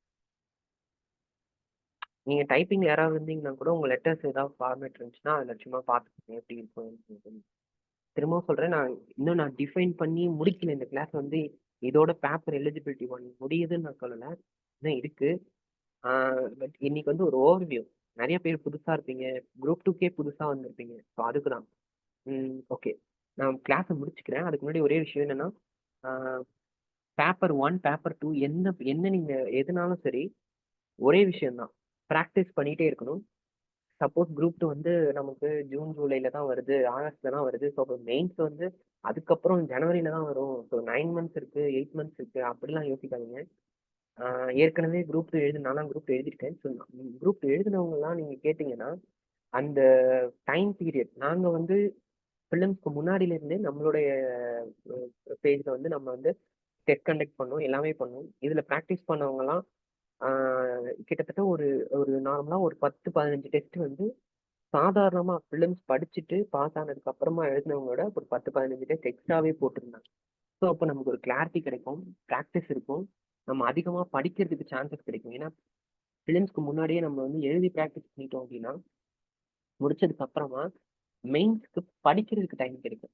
இல்ல நீங்க வந்து பிலிம்ஸ்க்கு படிச்சு எழுதி பாஸ் ஆகி அதுக்கப்புறம் தான் மெயின்ஸே ஸ்டார்ட் பண்ணீங்க அப்படின்னா, மெயின்ஸ்க்கு எழுதி பார்க்கிறதுன்றதே ஒரு தனி கலை. ஸோ அத நீங்க எழுதி பார்த்து அத வந்து உங்களுக்கு செட் பண்றதுக்கு மினிமம் 1 மந்த், 2 மந்த் ஆகும். அதுக்குள்ளே மெயின்ஸ் வந்துருச்சு அப்படின்னா ரொம்ப கஷ்டம். படிச்சது ஞாபகம் இருக்கணும். எழுதுனது கரெக்ட்டா இருக்கணும். நெறைய பிரச்சனை இருக்கு. ஃபர்தரா உங்களுக்கு கிளாஸஸ் நேத்தி சார் சொல்லியிருப்பாருன்னு நெனைக்கிறேன். சுபாஷ் சார். ஸோ முன்னாடியே நீங்க பிராக்டிஸ் பண்றது நல்லது.